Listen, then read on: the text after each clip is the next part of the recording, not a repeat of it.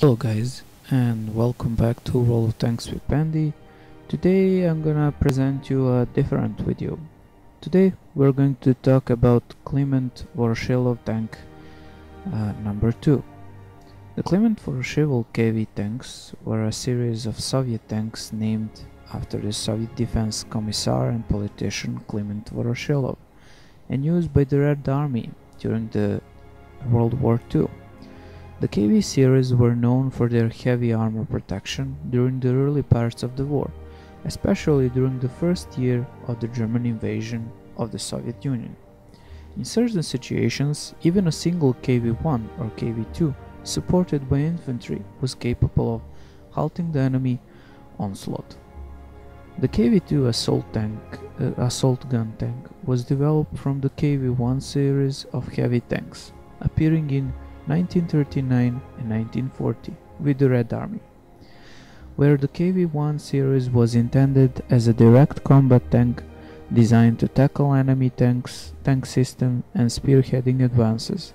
The KV-2 was utilized more so as close support fire vehicle designed to lob large caliber high explosive shells against the enemy positions during such an advance. Key to the form and function of the KV-2 was 152mm main gun armament and stout armor protection, which made for an imposing combat system. However, this 152mm howitzer was set within an awkward boxy turret that provided approximately 255 vehicles before Soviet attention turned to the other priorities, and production of the type never resumed. Production was handled out to the Kirov facility and CHTZ, a heavy machinery tractor plant. For some time, Soviets were attempting to mate a variety of big guns to tracked hulls. The KV-2 was something of success in the respect and was fielded to good effect against the Finnish army during the Winter War. However, by the time the tank was thrown at the German army, a much more studied, experienced and prepared group of soldiers with excellent anti-tank weapons and doctrine soon showed the limitations of the KV-2 system to a higher degree. A limited set of early KV-2 vehicles were fitted with a 122mm howitzer, but this was eventually upgunned to become the more noted 152mm caliber weapon. The 152mm gun became the largest caliber weapon ever fitted to a serial production tank. In either case, the armament required a large power turret structure for which the crew could manage its function and recoil while in relative safety from the battlefield dangers and the elements.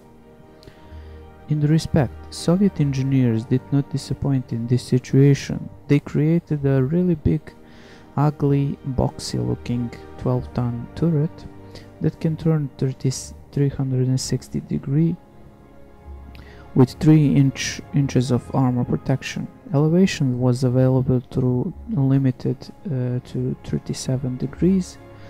One of the key inherent differences in the KV-2 design proved to be a lack of attention given by Soviet engineers to this turret when added the existing KV-1 hull. Engine output power was not addressed to compensate for the added weight, resulting in a tank that was much heavier than its sister and would suffer mechanically, functionally and performance-wise as a result. Additionally, it could not manage certain critical traverse areas, such as roadway bridges, that other tanks class could. The KV-2 was running length over the 22 feet, a width near 11 feet and height of nearly 12 feet. Power was supplied by a single V2K 12-cylinder diesel-fueled engine that had 550 horsepower.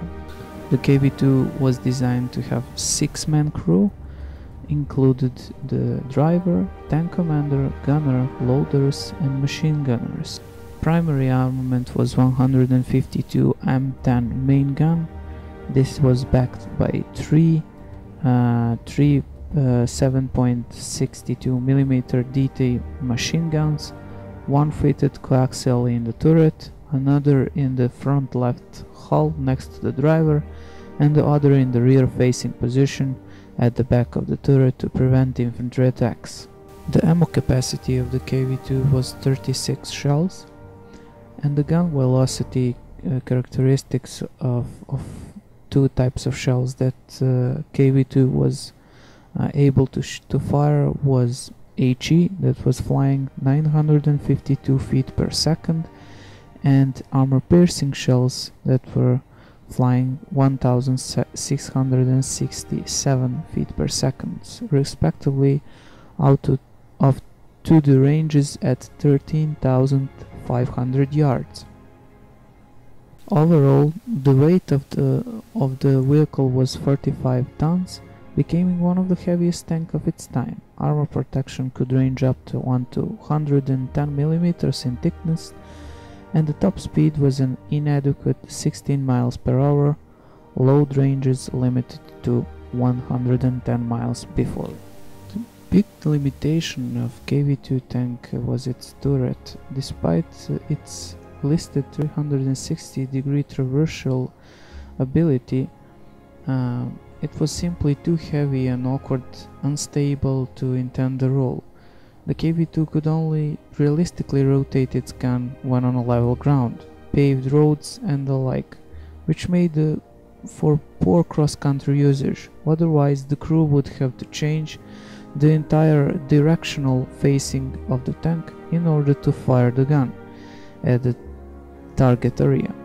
Running gear and engines were eventually pushed to their limits, and mechanical reliability was always a concern, as it was in the early KV-1 production forms. The high slab-sided turret also presented a high side profile, which in turn provided for attempting large target to enemy anti-tank and tanker crews alike.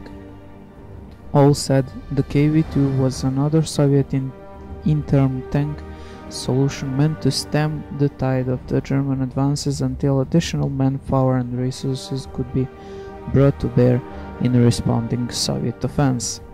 The KV-2 was tactically limiting and presented itself to a larger target to be often frontline use.